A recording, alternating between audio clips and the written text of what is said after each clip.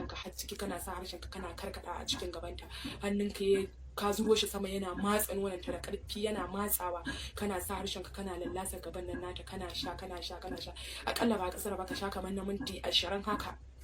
kana matsa nonon nan. To a wannan lokacin ta yi laushi sosai, kawai burinta ta ji gindinka a cikin nata. To fa kar ka ci ta a wannan lokacin, saboda idan ka ci ta a wannan lokacin bukatar ta biya, to shine idan ka ci ta za ta kuma neman ka kara,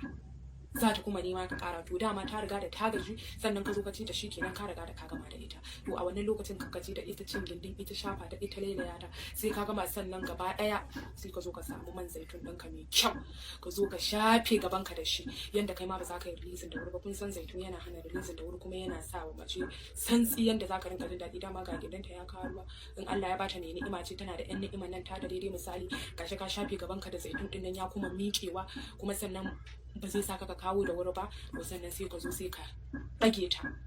sai ka fara hawa, ka ɗage ta, ka ɗaga kafafuwan ta sama, sai ka fara sa gindin naka a hankali, kana zirawa sai ka ji ya ƙare tas ya shige cikin gaban ta, sai ka fara cinta, kana bugawa da ƙarfi, ba wai za ka yi a hankali ba sosai, cinta za ka yi sosai kamar ba gobe, kai ta cinta, kai ta bugawa, kana buga duk ihun da za ta yi da ƙarar da za ta yi, karka ƙare ta, kana yi a haka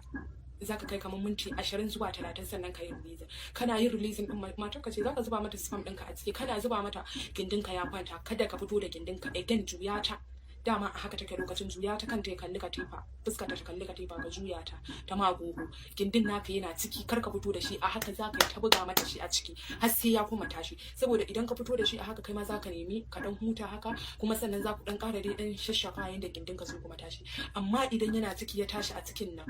wahala za ta sha sosai. Dama gashi kayi releasing, ta ji daɗi, tana so ta huta, kuma sannan baka cire gindin ba, ka kuma barin sa a ciki, kana ta yi haka a haka, kana buhon nan, kana yi dai a hankali a lokacin har ya miƙe ya kuma tashi. To sannan fa nan ma ka kuma kai ta yi sai ka ci ta nan ma sosai ka buga. Kuma dama gashi gaskiya ba kowace mace bace take jura wannan cin na gogo, saboda idan ta juya ji za ta yi gaban namiji idan yana cin ta kamar ya fito mata ta baki. To yi mata haka, kai ta ci sai ka ci sosai, sannan nan ma again zaka kuma yin wani releasing din. To kana kuma yin wani releasing din, kana fito da shi ga zaitun ɗinka a gefe, ƙara shafawa, sannan sai ka ce ta hau kanka.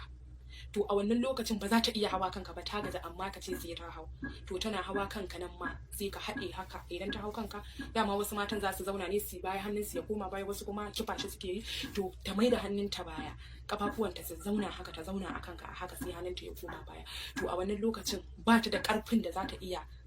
buga gindinka kana kwance ya rinka samun nata. Dole kai zaka rinka da wannan hannun naka, kana dago cinyarta, kana bugawa, kana sama kana bugawa, kana yi a haka har za ta zame ta faɗi, ta ce ta gaji. To tana yi mai da gindinka cikin nata, duk a yanda ta kuma juyawa bi ta haka, kai ta cinta a haka, ni na gaya ma dan uwa, kai wannan ka gani, duk har jantin mace wallahi sai ta tsorata da kai mata haka, kaga ikon Allah. Ni na baka wannan fatawar ta yan wannan tasha tamu da kuke kallo mai albarka, ka yi mata haka ka gani sosai, sai ta ji kai ba na wasa bane ba gaskiya. Sai an ji.